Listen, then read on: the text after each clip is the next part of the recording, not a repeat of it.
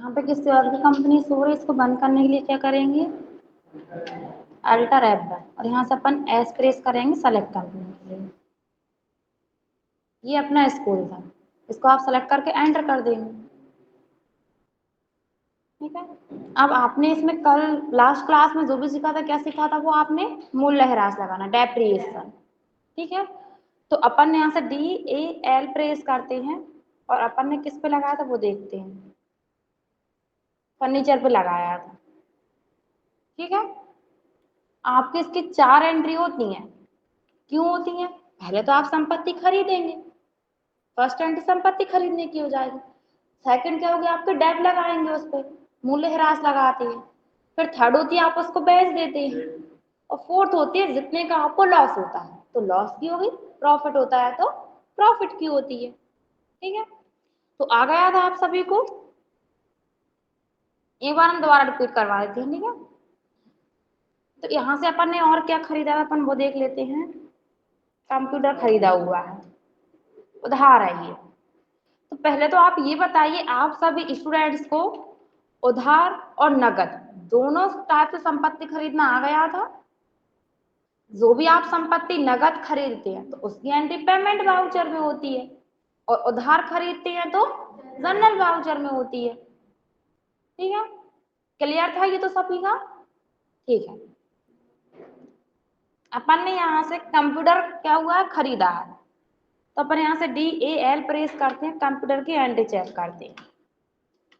आप यहाँ पे देख सकते हैं कि कंप्यूटर खरीदा है, कितने रुपए का, 15,000। और किससे खरीदा है, सोहन से। ठीक है, तो ये कौन सी एंट्री हुई आपकी, उधार, मतलब इस पर्सन से आपने उधार खरीदा है। ठीक है,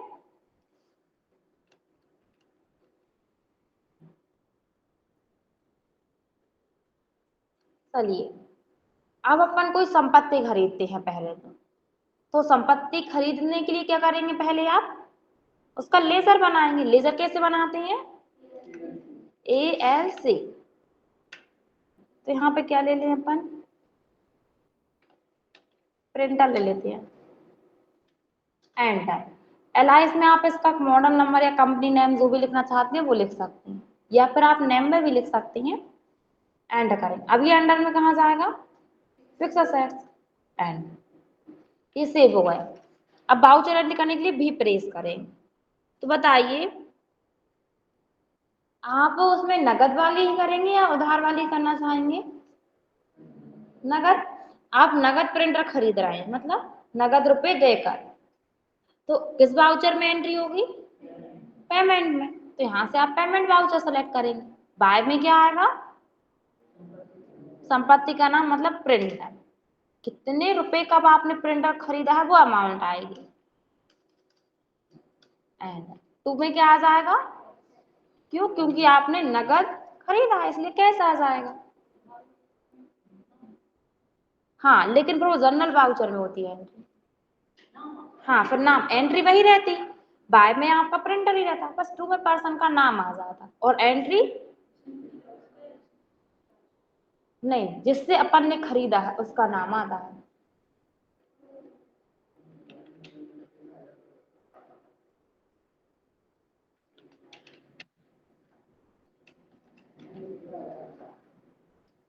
ये आपका क्या बता रहा है, नेगेटिव बता रहा है।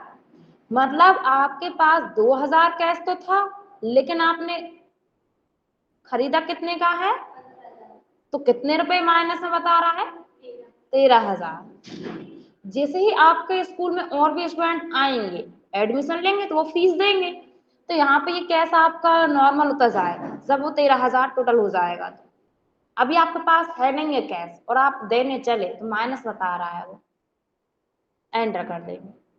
ठीक है, अब आप इसको कुछ टाइम बाद बेचते हैं, और याद रखना जब भी आप मूल्यह्रास की एंट्री करते हैं, फिर वो चाहे आप संपत्ति को बेचें या नहीं बेचें, उसकी एंट्री हर साल की जाती है नियम अनुसार।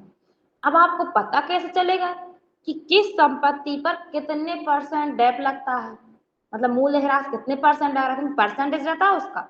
ऐसा नहीं कि आप खुद के मन से लगा देंगे, ऐसा नहीं होता। जैसे जीएसटी फिक्स रहती है कि इस साल इस बिजनेस पे इतनी लगेगी, उस बिजनेस मतलब अलग अलग बिजनेस के अकॉर्डिंग अलग अलग जीएसटी रहती है। उसी टाइप से आपका डैप रहता है। आप गूगल क्रोम पे सर्च करेंगे तो वो आपको दे देगा कि किस संपत्ति पे कितना आपका डैप लग रहा है।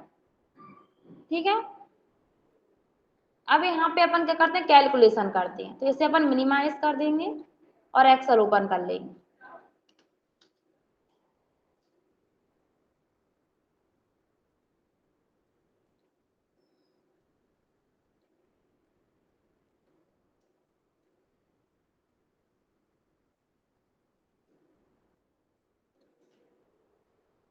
ठीक है, ये आ गया आपको। अब इसमें अपन क्या करते हैं, इसको हटा देते हैं। कॉस्ट प्राइस कितनी थी, 15,000। 15,000 का आपने क्या किया था, खरीदा था प्रिंटर को।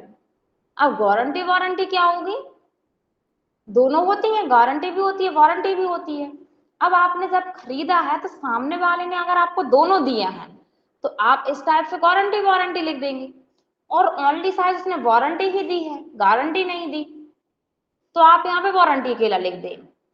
ठीक है, अब आप सभी को पता ही है वारंटी क्या होती है, गारंटी क्या होती है।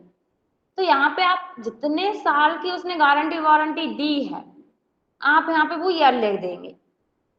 इसके बाद आपको अपशिष्ट मूल्य निकालना है। ये क्या होता है, आपने 15,000 रुपए में तो खरीदा था, आप उसे बेचने जा रहे हैं तो वो कितने रुपए में ले रहा है सामने वाला, वो अमाउंट यहाँ पे आ जाती है। मान के चलिए 6,000 कर देते हैं अपन।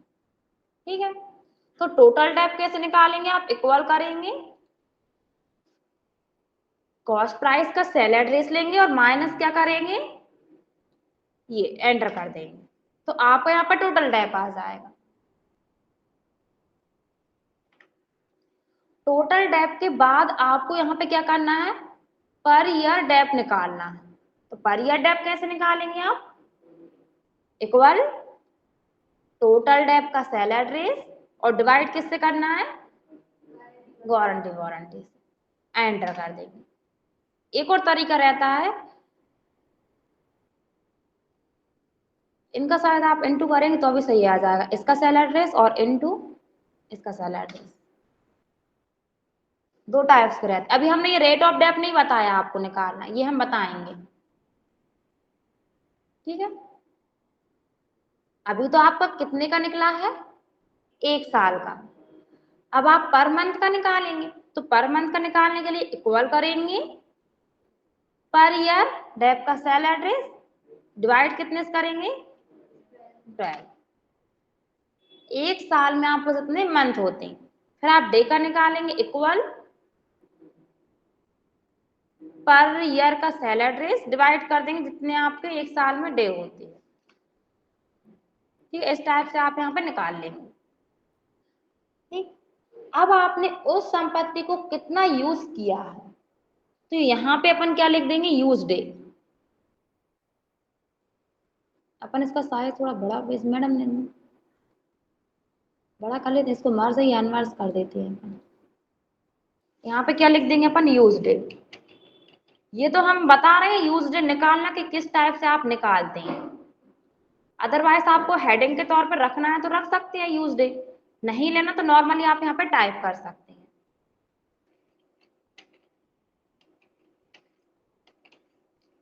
यूज डे डेप। ठीक है, अब जैसे कि आपको प्रॉब्लम आ रही है क्योंकि मंथ में तो अपन बहुत अच्छे से काउंट कर लेती हैं, जिस डेट को खरीदा है उसी सेम डेट को अगर अपन बेचते हैं कुछ मंथ बाद, एक मंथ फिक्स हो जाता है आपका, तो आप मंथ काउंट कर लेती हैं। जैसे कि 5 नवंबर को आपने खरीदी है क्या संपत्ति, और आपने 5 मार्च को बेच दी, तो 5 से 5 आप काउंट कर लेंगे कितने मंथ हो रहे हैं। लेकिन प्रॉब्लम कहाँ आती है, जहां आपके डे होती है। किस टाइप के डे, आपने 5 को तो खरीदी है लेकिन आपने 25 जनवरी को बेच दी, तो आपको अब इसमें प्रॉब्लम होगी काउंट करने में। तो उसका एक इजी तरीका रहता है, यहाँ पे आप क्या करेंगे, यहाँ पे डेट लिखेंगे। कौन सी डेट, जिस डेट को आपने खरीदा है वो डेट। जैसे कि कितनी थी आपने, 5 नवंबर,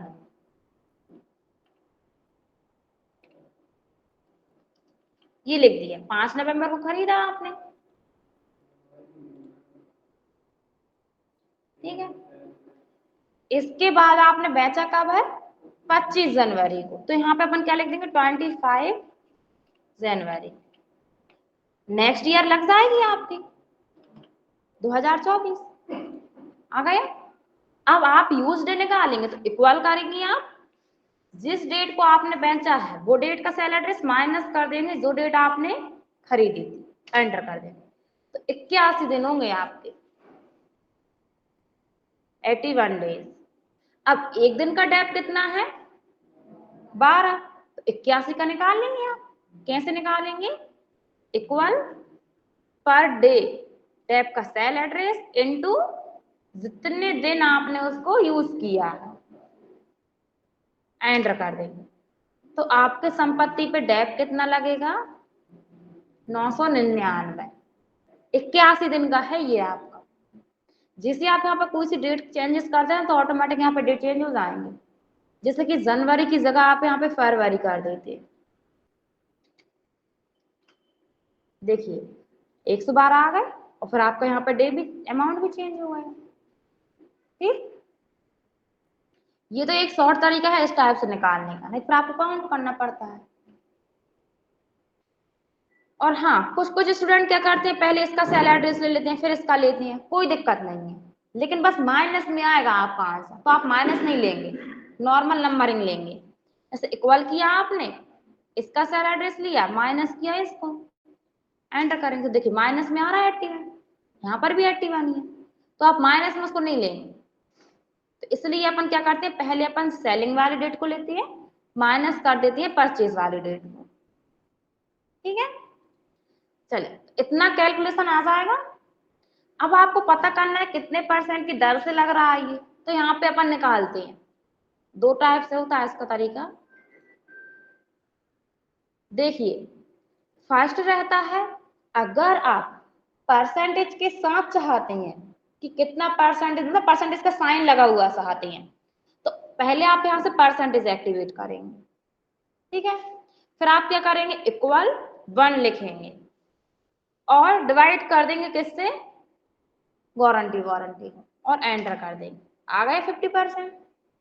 दूसरा रहता है, अगर आपको परसेंटेज का साइन नहीं लेना है, ओनली नॉर्मली शो कराना है रेट ऑफ डेथ, तो इक्वल करेंगे 100 लिखना रहेगा फिर आपको, और डिवाइड करना रहेगा किससे, वारंटी से, एंटर, ठीक है। अब अपन उसमें 1 क्यों लिखा था, क्योंकि उसमें परसेंटेज का साइन था, और आपको पता है परसेंटेज 100 में आती है, मतलब 100 लिखते हैं अपन उसके लिए, इसलिए सेकंड वाले में अपन ने 100 लिखा हुआ था, क्यों, क्योंकि उसमें आपने अपन ने परसेंटेज एक्टिवेट नहीं किया है, ठीक। अब अपन ने खरीद तो लिया प्रिंटर, कितने का, 15,000, 2 साल की इसकी वारंटी है, और उस पर अपन ने 81 दिन उसे यूज किया है, तो उसे अपन बेच रहे हैं, तो 81 दिन का पहले अपन डेप की एंट्री करेंगे, ठीक है। तो अपन यहाँ पे क्या करते हैं, डेप की एंट्री कर लेते हैं, वाउचर एंट्री करने के लिए वी प्रेस करेंगे। डेप की एंट्री किस वाउचर में होती है, जनरल में। बाय में क्या आता है आपका, डेप, क्यों, क्योंकि ये आपका एक्सपेंसेस है, और आपको पता होना चाहिए जितने भी आपके एक्सपेंसेस होते हैं उन सभी को अपन बाय करते हैं, ठीक है। एंटर, 999, तुम्हें क्या आ जाएगा, संपत्ति का नाम, तो संपत्ति का नाम क्या था, प्रिंटर, ठीक है, और एंटर कर देंगे, सेव हो जाएगी आपकी, ठीक है। अब अपन यहाँ पे क्या कर देंगे, अब अपन यहाँ पे निकालना कि कितने में इस प्रिंटर को जाना चाहिए था और कितने में गया है, अब अपना ये, तो यहाँ पे क्या करेंगे, सेलिंग प्राइस निकालेंगे। सेलिंग प्राइस निकालने के लिए इक्वल करेंगे कॉस्ट प्राइस का sale address minus use day depreciation, ठीक है, एंटर कर देंगे। कितने में जाना चाहिए आपका, 14,001, ठीक है। अब यहाँ पे आप नेट सेलिंग प्राइस निकालेंगे, कितने में गया है आपका, वो कितने में बेच दिया आपने, अपन ज्यादा लेते हैं, 7 ले लेते हैं, ठीक है, तो यहाँ पे अपन क्या करते हैं, प्रॉफिट एंड लॉस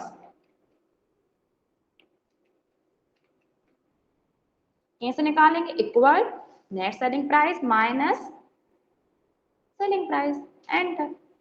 माइनस में आया है मतलब आपको लॉस हुआ है, प्लस में आता तो प्रॉफिट हो जाता आपको, लेकिन ये माइनस में है, तो अपन क्या करेंगे, अब इसे बेचेंगे। अगर आप उधार बेचते हैं तो जनरल वाउचर में एंट्री होती है, और नगद बेचते हैं तो रिसीव वाउचर में होती है। ठीक है, तो क्या करेंगे, अपन रिसीव में बेच देते हैं, तो टू में क्या आएगा, संपत्ति का नाम, कितने का, 7,000 की बेचा है आपने प्रिंटर, बाय में कैश। ठीक है,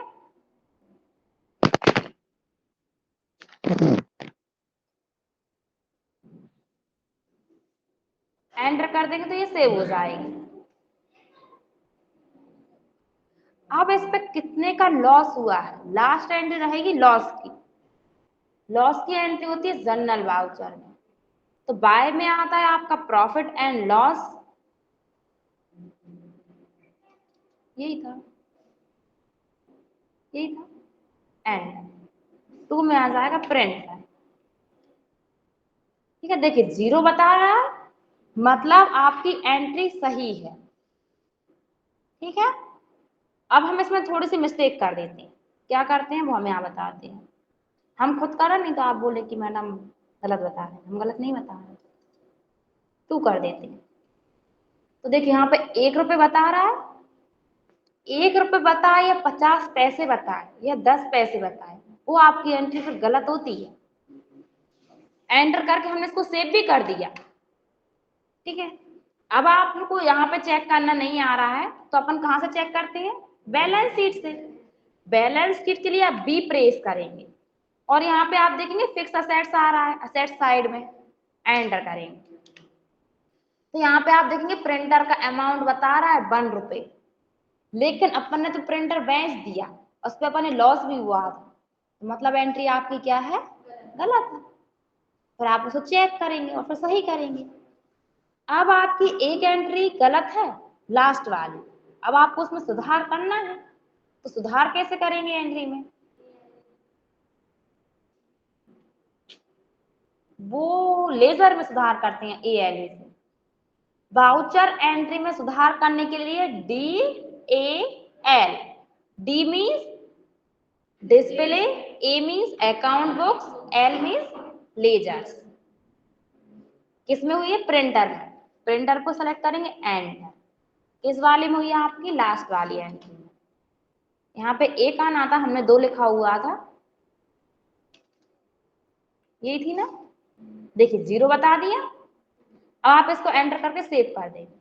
अब आप बैलेंस शीट चेक करेंगे तो वहां पे आपका प्रिंटर नहीं बताएगा, चला गया मतलब बेच दिया, अब वो है ही नहीं अपने बिजनेस में। ठीक है, आ जाएगा। ये तो इसका लॉन्ग प्रोसेस थी कैलकुलेशन की, एक शॉर्ट प्रोसेस भी रहती है, वो अपन नेक्स्ट क्लास में सीखेंगे, उसमें बहुत इजी रहता है, इसमें थोड़ा, ये कैलकुलेशन सभी स्टूडेंट को आ जाएगा। ओके,